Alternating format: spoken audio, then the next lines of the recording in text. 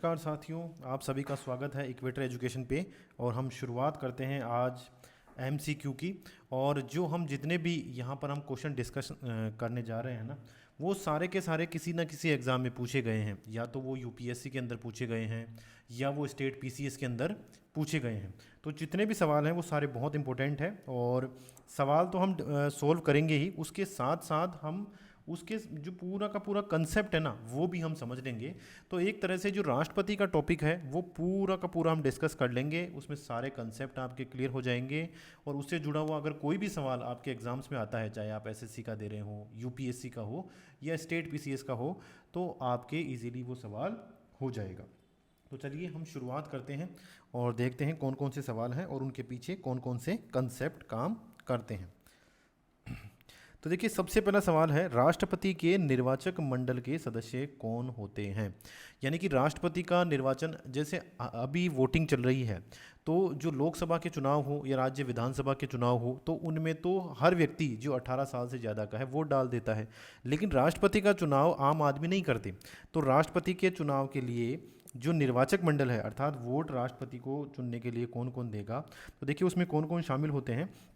उसमें सबसे पहली चीज़ तो हमें ध्यान रखनी है कि केवल और केवल उसमें केवल निर्वाचित सदस्यों को ही शामिल किया जाता है। एक चीज़ तो हमें ये ध्यान रखनी है कि राष्ट्रपति के चुनाव में केवल और केवल निर्वाचित सदस्यों को ही शामिल किया जाता है।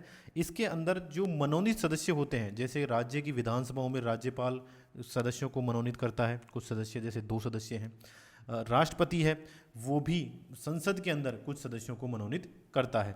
तो विधानसभा की बात हो या संसद की बात हो, दोनों स्तरों पर मनोनीत सदस्य भी होते हैं। तो हमें जब राष्ट्रपति के चुनाव के बारे में प्रश्न आ जाए तो केवल और केवल निर्वाचित सदस्य ही इसमें भाग लेते हैं। अब देखो कौन कौन से निर्वाचित सदस्य हैं जो इसमें भाग लेते हैं। तो देखिए इसका कंसेप्ट सीधा सीधा सा है कि संसद के दोनों सदनों के निर्वाचित सदस्य, ठीक है भाई, सदस्य होगा तो निर्वाचित ही होगा, ठीक है। तो पहली बात तो संसद के दोनों सदन यानी लोकसभा और राज्यसभा के अंदर जो भी निर्वाचित मेंबर हैं वो ही केवल राष्ट्रपति के चुनाव के लिए वोट डालेंगे। दूसरा है कि राज्य के अंदर जो विधानसभा है, ध्यान देने की बात है, केवल और केवल विधानसभा, ठीक है ना, केवल और केवल विधानसभा। जो विधान परिषदें भी होती हैं भारत में कई राज्यों में, जैसे उत्तर प्रदेश, बिहार, कर्नाटक, यहाँ पर विधानसभा और विधान परिषद दोनों ही सदन होते हैं राज्यों के अंदर। लेकिन केवल और केवल विधानसभा के ही सदस्य, और सदस्य कौन से, मैंने आपको पहले ही बता दिया, निर्वाचित सदस्य, ठीक है।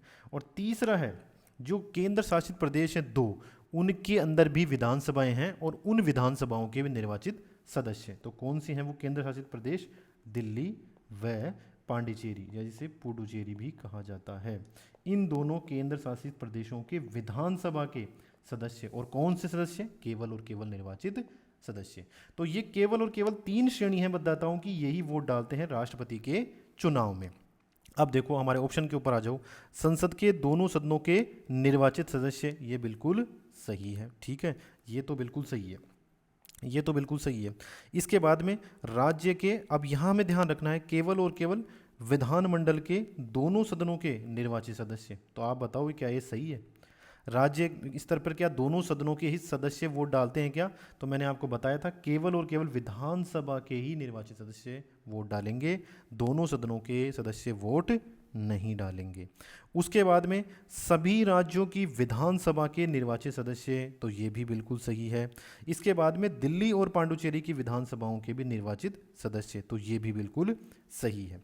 तो हम अब देखेंगे कि देखो 2 तो बिल्कुल गलत है, तो 2 जिसमें भी है ना ऑप्शन में, वो तो है उत्तर बिल्कुल गलत।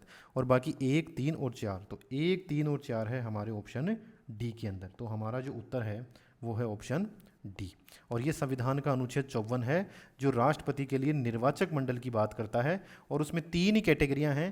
पहला तो संसद के दोनों सदनों के निर्वाचित सदस्य, फिर दूसरा है राज्यों की विधानसभाओं के निर्वाचित सदस्य, फिर तीसरा है दिल्ली और पांडुचेरी की विधानसभाओं के निर्वाचित सदस्य।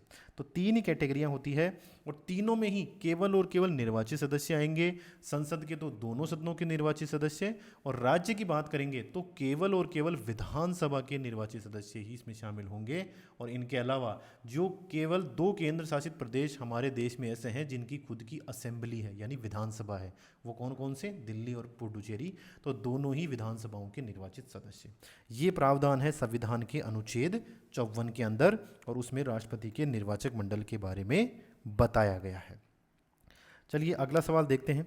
तो दूसरा सवाल है, अब इसी निर्वाचन से जुड़े हुए देखिए, ये एक बार यूपीएससी में पूछ लिया गया है, फिर स्टेट पीसीएस जैसे आरएएस के एग्जाम होते हैं, यूपी पीसीएस के होते हैं, बीपीएससी के, एमपी पीसीएससी के, तो वहाँ पर अलग अलग ये सवाल पूछे गए हैं। तो आपका अगर कंसेप्ट क्लियर हो गया तो आप इन सवालों के जवाब भी आसानी से दे पाएंगे। अब देखो, निम्नलिखित में से कौन भारत के राष्ट्रपति के निर्वाचक हेतु निर्वाचक गण में सम्मिलित नहीं है? तो सबसे पहले तो हमें सवाल को अच्छी तरह पढ़ना है कि वो पूछ क्या रहा है, कौन सम्मिलित है ये पूछ रहा है या कौन सम्मिलित नहीं है ये पूछ रहा है। तो देखिए, ये सवाल पूछ रहा है कि निर्वाचक मंडल में कौन शामिल नहीं होता है। तो देखो, लोकसभा के निर्वाचित सदस्य शामिल होते हैं, बिल्कुल होते हैं। फिर राज्यसभा के निर्वाचित सदस्य शामिल होते हैं, बिल्कुल होते हैं। राज्यों की विधानसभा के निर्वाचित सदस्य सम्मिलित होते हैं, बिल्कुल होते हैं। फिर इसके बाद में राज्यों की विधान परिषदों के निर्वाचित सदस्य बिल्कुल भी शामिल नहीं होते। राज्यों में अगर हम निर्वाचक मंडल की बात करेंगे तो केवल और केवल विधानसभा के मेंबर लेंगे, और मेंबर भी कौन से लेंगे? केवल और केवल निर्वाचक। ठीक है, तो हमारा उत्तर हो जाएगा डी, क्योंकि हमें गलत उत्तर का चुनाव करना है, और यही उत्तर भी इसका डी दिया है। इसके बाद में देखिए, फिर से ये यूपीएससी में पूछा हुआ सवाल है कि निम्नलिखित में से कौन सा कथन है जो राष्ट्रपति के चुनाव प्रकरण के लिए सही नहीं है? तो हमें ये देखना है कि इन चारों स्टेटमेंट में से कौन सा ऐसा विकल्प है जो कि गलत है। ठीक है, देखो, पदस्थ राष्ट्रपति की पदावधि से पूर्व उत्तराधिकारी का चुनाव अवश्य हो जाना चाहिए। यानी मान लीजिए अभी कोई भी राष्ट्रपति है, तो राष्ट्रपति का कार्यकाल होता है 5 साल का। जब से वो पद धारण करता है उससे 5 साल तक का उसका कार्यकाल होता है, और संविधान में ये कहा गया है कि भाई उसका कार्यकाल खत्म होने से पहले ही कोई दूसरा राष्ट्रपति का चुनाव हो जाना चाहिए। तो ये कथन तो हो गया बिल्कुल सही। उसके बाद में देखिए, राष्ट्रपति अपना पदभार ग्रहण करने की तिथि से 5 वर्ष तक पद पर रहेंगे। ये भी कथन क्या है? बिल्कुल सही। राष्ट्रपति का उत्तराधिकारी आने तक कार्यकाल की समाप्ति पर भी वह पद पर बना रहेगा। अब मान लीजिए किसी राष्ट्रपति को कार्यकाल को हो गए 5 साल और नए राष्ट्रपति के लिए चुनाव हुए ही नहीं, कोई नया राष्ट्रपति बन के आया ही नहीं, तो भी ये जो वर्तमान राष्ट्रपति है ना, ये अपने पद पर बना रहेगा। ठीक है, इसके लिए संविधान में बिल्कुल साफ साफ लिखा है कि अगर किसी राष्ट्रपति का कार्यकाल पूरा हो गया और नए राष्ट्रपति के लिए चुनाव हुए ही नहीं या नए राष्ट्रपति का चुनाव किया ही नहीं गया, तो वर्तमान राष्ट्रपति अपने पद पर कार्यकाल पूरा होने के बावजूद भी बना रहेगा। तो ये भी कथन सही है। अब जब ये तीनों सही हो गए तो हमें पता है हमारा उत्तर क्या है? डी। फिर भी एक बार पढ़ लेते हैं। निर्वाचक मंडल के अपूर्ण होने के आधार पर राष्ट्रपति का चुनाव स्थगित किया जा सकता है। तो ये कथन है बिल्कुल गलत। अब देखो, निर्वाचक मंडल कौन कौन होते हैं हमने पढ़ लिया। संसद के दोनों सदनों के निर्वाचित सदस्य, राज्य की केवल और केवल विधानसभा के निर्वाचित सदस्य, दिल्ली और पुडुचेरी के विधानसभा के निर्वाचित सदस्य। तो ये अब देखो इसमें क्या होता है, मान लीजिए कि राजस्थान के अंदर विधानसभा के चुनाव नहीं हुए और पुरानी विधानसभा का कार्यकाल पूरा हो गया और इस समय चुनाव की प्रोसेस चल रही है, और इसी दौरान राष्ट्रपति के चुनाव भी आयोजित होते हैं। तो देखो, राष्ट्रपति के चुनावों के अंदर राजस्थान में तो विधानसभा है नहीं इस समय, तो राजस्थान से कोई भी वोट नहीं डालेगा। तो इस आधार पर राष्ट्रपति के चुनावों को अवैध नहीं ठहराया जा सकता है। राष्ट्रपति के चुनावों को स्थगित नहीं किया जाएगा, चाहे किसी भी राज्य की विधानसभा स्थगित हो या चुनाव कराना बाकी हो, तो भी राष्ट्रपति के चुनाव करवाए जा सकते हैं और दूसरे राज्य हैं वहाँ से उनको वोट दिया जा सकता है। तो ये कथन है गलत, स्थगित बिल्कुल भी नहीं किया जा सकता। ठीक है, चलिए आगे बढ़ते हैं। तो यही है, और अनुच्छेद 54 है, उसमें निर्वाचक मंडल के बारे में हमने डिस्कस कर ही लिया, और इसमें साफ साफ लिखा हुआ है कि निर्वाचक मंडल के अपूर्ण होने अर्थात किसी विधानसभा के बर्खास्त होने की वजह से राष्ट्रपति का चुनाव स्थगित नहीं किया जाएगा। और राष्ट्रपति के चुनाव को इस आधार पर भी चुनौती नहीं दी जाएगी कि निर्वाचक मंडल अपूर्ण है तो भी चुनाव करवाने हैं और राष्ट्रपति का चयन करना है। ठीक है, चलिए अब पढ़ते हैं क्वेश्चन नंबर 4। तो इसमें भी यही लिखा हुआ है, बहुत इंपॉर्टेंट सवाल है, यूपीएससी के अंदर पूछा गया। और देखो कंसेप्ट अगर आपका क्लियर होगा ना तो ये आराम से हो जाएगा, अदरवाइज ये बिल्कुल भी नहीं होगा। अब देखो हम एक पहले तो इसका कंसेप्ट डिस्कस करते हैं। तो देखिए सबसे पहले अब जो विधायक होता है उसकी वोट की वैल्यू क्या होती है और एक सांसद होता है उसकी वोट की वैल्यू क्या होती है। देखो हम आम चुनाव में जब भी वोट देने जाते हैं, हम अपना विधायक चुनते हैं, पार्षद चुनते हैं, सरपंच चुनते हैं या सांसद चुनते हैं, तो सब व्यक्तियों के वोट की जो वैल्यू है बराबर होगी। सबका एक एक वोट है, अपना वोट दे आओ और सबके वोट को एक एक वोट ही गिनेंगे, चाहे वो व्यक्ति किसी भी धर्म का हो, किसी भी जाति का हो, किसी भी आर्थिक स्थिति का हो, किसी भी समूह का हो, चाहे कुछ भी हो, लेकिन उस व्यक्ति का वोट एक वोट ही गिना जाएगा। लेकिन जो राष्ट्रपति के चुनाव होते हैं ना उसमें ऐसा प्रावधान नहीं होता। उसमें देखो विधायकों का जो वोट है ना उसकी वैल्यू क्या होगी। तो देखो सबसे पहले तो अपन यहाँ पे देख लेते हैं। देखो विधायक का वोट है ना, उसके मत का मूल्य, देखो विधायक के वोट की वैल्यू क्या होगी तो एक सूत्र से निकलेगा। सूत्र क्या है, देखो राज्य की कुल जनसंख्या, ठीक है, राज्य की कुल जनसंख्या, और इसमें हम भाग लगाएंगे विधानसभा के निर्वाचित सदस्य, कि राज्य के अंदर जो विधानसभा है उसमें निर्वाचित सदस्य कितने हैं। ठीक है, और फिर इसमें हम भाग लगा देंगे 1000 का। आगे बात समझ में। तो किसी भी राज्य के विधायक की वोट की वैल्यू हमें निकालनी हो, मान लीजिए राजस्थान के विधायक की वोट की वैल्यू हमें निकालनी है, तो राजस्थान की कुल जनसंख्या यहाँ लिखेंगे। उसके बाद में विधानसभा के निर्वाचित सदस्य कितने हैं राजस्थान में, 200। ठीक है, मान लीजिए राजस्थान की कुल जनसंख्या है 7 करोड़, तो 7 करोड़ में 200 का भाग लगाएंगे और फिर से इसे 1/1000 से हम गुणा कर देंगे। तो इस तरह से निकल के आएगी एक विधायक के वोट की कितनी वैल्यू है। अगर उत्तर प्रदेश की निकालनी होगी तो उत्तर प्रदेश की जनसंख्या यहाँ आ जाएगी और यहाँ पर भी नंबर चेंज हो जाएंगे। ठीक है, ये तो हो गई विधायक के मत का मूल्य। अब आप पढ़ो सबसे पहला कथन, प्रत्येक एमएलए के वोट का मूल्य अलग अलग राज्य में अलग अलग होता है। अब आप बताओ सोच के, वीडियो को रोक के, कि क्या ये कथन सही है। आप इस वीडियो को रोक के बताओ कि क्या ये कथन सही है। तो अगर आप इस फॉर्मूले को अच्छी तरह समझ गए तो आप अंदाज़ा लगाओगे कि हाँ, देखिए जिस भी राज्य के विधायक की वोट की वैल्यू निकालनी है ना, उसी राज्य की कुल जनसंख्या तो हम यहाँ ऊपर रख देंगे और फिर नीचे हम रखेंगे कि उस राज्य की विधानसभा के अंदर निर्वाचित सदस्यों की संख्या कितनी है। ठीक है, तो ये फॉर्मूला आपको ध्यान रखना है। तो इसी वजह से ये कथन तो है बिल्कुल सही। भाई देखो, आप अगर राजस्थान की जनसंख्या रखोगे और राजस्थान की विधानसभा के सदस्यों की निर्वाचित सदस्यों की संख्या रखोगे तो अलग उत्तर आएगा। अगर उत्तर प्रदेश के आंकड़े रखोगे तो अलग उत्तर आएगा, केरल के आंकड़े रखेंगे तो अलग उत्तर आएगा, असम के आंकड़े रखेंगे तो अलग उत्तर आएगा। तो हर राज्य के अंदर विधायकों की वोट की वैल्यू अलग अलग होती है, ये कथन है बिल्कुल सही। अब देखो दूसरा, कि एक तो हर राज्य के जो विधानसभा के निर्वाचित सदस्य हैं वो वोट देंगे, इसके अलावा वोट कौन देगा, कि संसद के दोनों सदनों के निर्वाचित सदस्य भी इसमें वोट देते हैं। तो उनके वोट की वैल्यू कैसे निकाली जाएगी, तो देखो उनके वोट की वैल्यू कैसे निकालेंगे। एक जो सांसद है कि उसकी वोट का वैल्यू कैसे निकलेगी, तो जो सांसद है उसका वोट की वैल्यू क्या है, तो वो कैसे निकालेंगे। तो सभी, इसके लिए हमें क्या करना है, सभी राज्यों के एमएलए के मतों का कुल मूल्य, हर राज्य के अंदर एक एमएलए की वोट की क्या वैल्यू है, इस हिसाब से पूरे राज्य के सारे एमएलए की क्या वैल्यू है और पूरे देश के अंदर जितने भी एमएलए हैं उनकी जो टोटल वैल्यू है वो हम निकाल लेंगे और उसमें भाग लगाएंगे केवल और केवल एक चीज़ का, वो भाग लगाएंगे संसद के निर्वाचित सदस्य।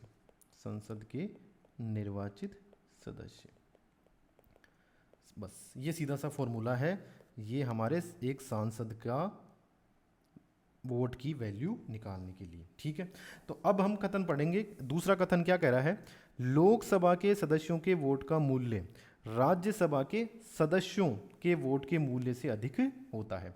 तो ये कथन भी बिल्कुल सही है, क्योंकि देखो आप लोकसभा के अंदर सदस्य होते हैं 543, तो ये क्या कह रहा है, लोकसभा के सदस्यों, ठीक है, एक सदस्य के बारे में नहीं कह रहा है, लोकसभा के सदस्यों, यानी लोकसभा के जो मेंबर हैं वो होते हैं 543 और राज्यसभा के होते हैं 245। तो आप देखो इन 543 जो लोग हैं इनके वोट की वैल्यू ही तो ज़्यादा होगी ना, इन 245 लोगों के वोट की वैल्यू ज़्यादा थोड़ी होगी।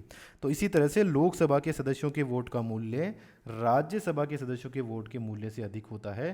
तो हमारा ये भी कथन बिल्कुल सही है, ठीक है। तो इस तरह से हमारा उत्तर कौन सा बन जाता है, उत्तर नंबर सी, कि दोनों ही कथन सही है। तो बहुत, अगर आप इस फॉर्मूले को अगर आप समझ गए ना, देखो ये यहाँ पर लिखा हुआ भी है कि एमएलए की वोट की वैल्यू कैसे निकलेगी। तो कुल जो पॉपुलेशन है राज्य की, उसमें हमें विधानसभा के निर्वाचित सदस्यों का भाग लगाना है और 1/1000 से उसे गुणा करना है।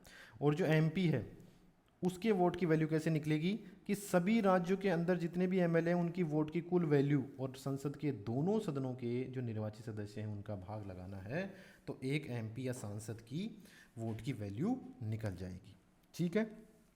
तो ये आप आराम से समझ लेना, और ये पूरा का पूरा पीडीएफ मैं अपने टेलीग्राम चैनल के ऊपर भी डाल दूंगा, आप वहाँ से जाके भी पूरी पीडीएफ को अच्छे से पढ़ सकते हैं। लेकिन अभी आप ध्यान दें अपने कंसेप्ट को समझने में, ठीक है।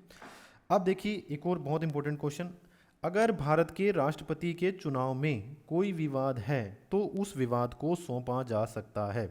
अगर मान लीजिए राष्ट्रपति का वोटिंग हो रही है राष्ट्रपति के चुनाव के लिए, और उसमें अगर कोई डिस्प्यूट हो जाता है, कोई विवाद हो जाता है, तो उस विवाद का समाधान कौन करता है। तो देखिए सबसे पहले भारत के महाधिवक्ता ये नहीं करते हैं, संसद नहीं करती, और भारत का सर्वोच्च न्यायालय बिल्कुल सही है, जो सुप्रीम कोर्ट ऑफ इंडिया है वो राष्ट्रपति के चुनाव से संबंधित जितने भी विवाद हैं उनका समाधान करता है। तो इसका उत्तर होगा सी, ठीक है। इसके बाद में क्वेश्चन नंबर 6, लोकसभा और राज्यसभा की संयुक्त बैठक किसके द्वारा आहूत की जाती है। देखिए मान लीजिए कई बार क्या होता है, लोकसभा ने कोई बिल पारित करके राज्यसभा को भेज दिया और राज्यसभा ने कहा कि नहीं भाई हम तो इसको रिजेक्ट करते हैं, या 6 महीने तक कोई भी उसके ऊपर एक्शन ही नहीं लिया। ऐसा ही सेम ये मान लीजिए कि राज्यसभा ने कोई बिल पास करके लोकसभा को भेज दिया और लोकसभा ने उस बिल को रिजेक्ट कर दिया, या लोकसभा 6 महीने तक कोई कार्रवाई ही नहीं करती है। तो लोकसभा और राज्यसभा के बीच में अगर कोई डिस्प्यूट हो जाता है बिल को लेकर, और बिल कौन सा, साधारण बिल, यदि किसी साधारण बिल को लेकर लोकसभा और राज्यसभा में कोई डिस्प्यूट हो जाता है तो उस बिल को आगे कार्रवाई करने के लिए दोनों सदनों की संयुक्त बैठक बुलाई जाती है, ठीक है। दोनों सदनों की संयुक्त बैठक बुलाई जाती है, और संयुक्त बैठक किसके द्वारा बुलाई जाएगी, ये बुलाई जाएगी राष्ट्रपति के द्वारा। तो इसको कॉल किया जाएगा राष्ट्रपति के द्वारा, ठीक है। यह अनुच्छेद 108 के अंदर ये प्रावधान भी है कि दोनों सदनों के मध्य अगर कोई गतिरोध की स्थिति आ जाती है तो लोकसभा और राज्यसभा की संयुक्त बैठक राष्ट्रपति के द्वारा ही आहूत की जाएगी। और एक और आप कंसेप्ट ध्यान रखें कि इस बैठक की अध्यक्षता कौन करेगा, लोकसभा का अध्यक्ष।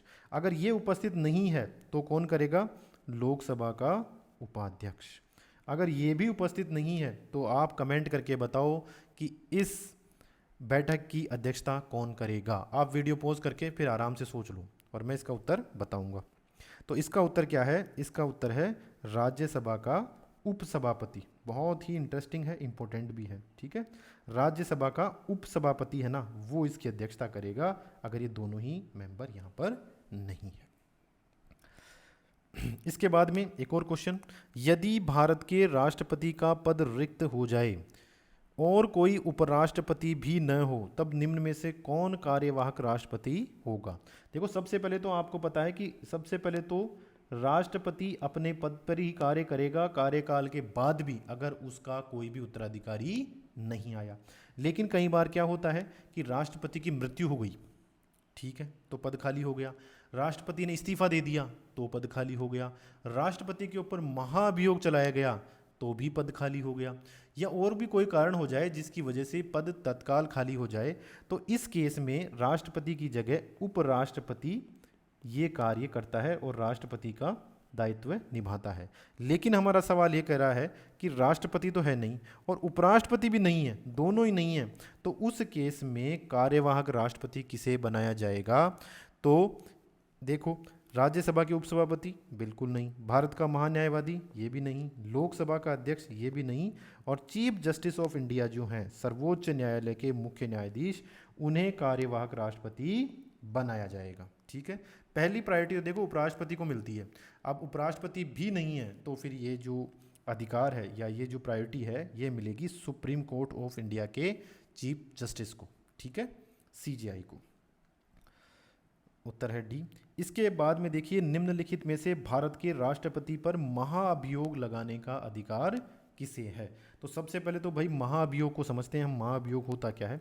देखिए, अगर राष्ट्रपति संविधान का उल्लंघन करता है, ये बस ये एक ही लाइन लिखी हुई है संविधान के अंदर, अगर राष्ट्रपति संविधान का उल्लंघन करता है, ये हमें ध्यान रखनी चाहिए, ये कि ये लाइन है, एग्जैक्ट वर्ड यही है, संविधान का उल्लंघन। अब इसका मतलब क्या होता है, कब माना जाएगा कि राष्ट्रपति उल्लंघन कर रहा है? इसके बारे में संविधान में कुछ भी नहीं लिखा है। अगर राष्ट्रपति संविधान का उल्लंघन करता है तो संसद के द्वारा राष्ट्रपति के ऊपर महाअभियोग चलाया जाएगा और उसे पद से हटा दिया जाएगा। तो महाअभियोग का मतलब क्या है?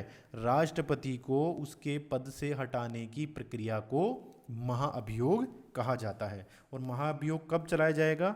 केवल एक ही कारण संविधान में लिखा है और वो कारण है अगर राष्ट्रपति संविधान का उल्लंघन करता है।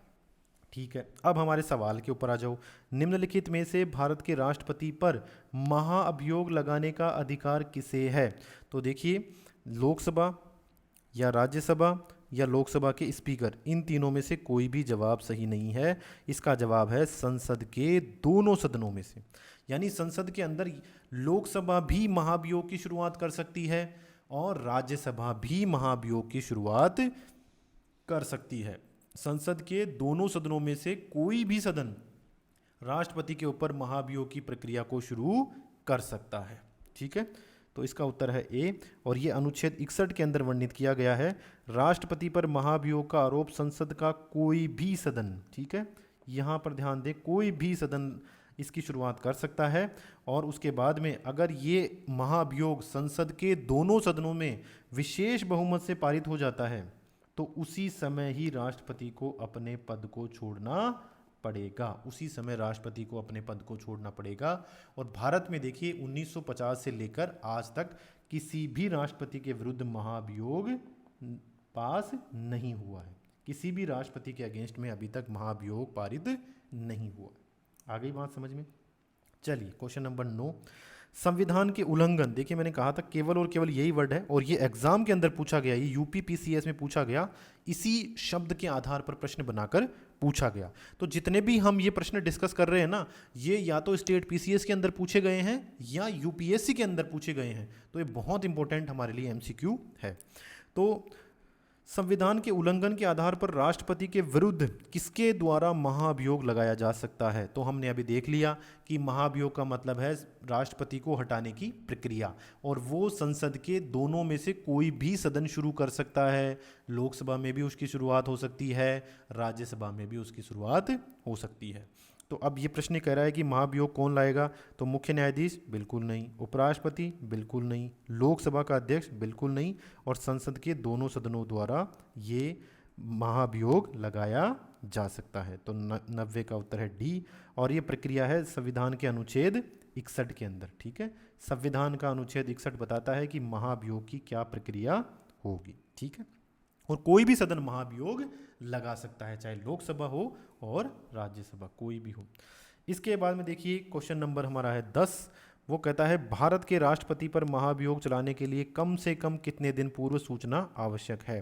तो देखो, संसद के अंदर आप जब संसद का चैप्टर हम देखेंगे, उसके जब हम पीवाईक्यू डिस्कस करेंगे तो ज़्यादातर जो चीज़ें हैं उसके लिए हमें 14 दिन का नोटिस देना पड़ता है। तो इस जो महाअभियोग की प्रक्रिया है इसकी सूचना भी 14 दिन पूर्व ही दी जाती है। तो ये फैक्चुअल क्वेश्चन है, इसका हमें ध्यान रखना चाहिए। ठीक है। भारत के राष्ट्रपति पर महाभियोग संविधान के अतिक्रमण, ये एक और शब्द है, और एक संविधान का उल्लंघन। ठीक है। देखिए कई किताबों में आपको मिलेगा संविधान का उल्लंघन, कई जगह संविधान का अतिक्रमण, दोनों का मतलब ही है एक, केवल और केवल ये एक ही आधार है जिसके बिहा पर आप महाभियोग राष्ट्रपति के ऊपर चला सकते हो। ठीक है। इस प्रक्रिया का वर्णन कहाँ है? अनुच्छेद 61 के अंदर। ठीक है। और इसमें साफ साफ लिखा हुआ है कि अगर किसी भी सदन को राष्ट्रपति के ऊपर महाभियोग चलाना है तो उसके लिए कम से कम 14 दिन पूर्व आप सदन के सभापति को या चेयरपर्सन को इसके बारे में सूचना देंगे। ठीक है। तो उम्मीद है वीडियो आपके लिए यूज़फुल रहा होगा। अब इसके जो सेकंड पार्ट है वो भी हम बहुत जल्दी अपलोड करेंगे। आप सभी का धन्यवाद। Thank you very much.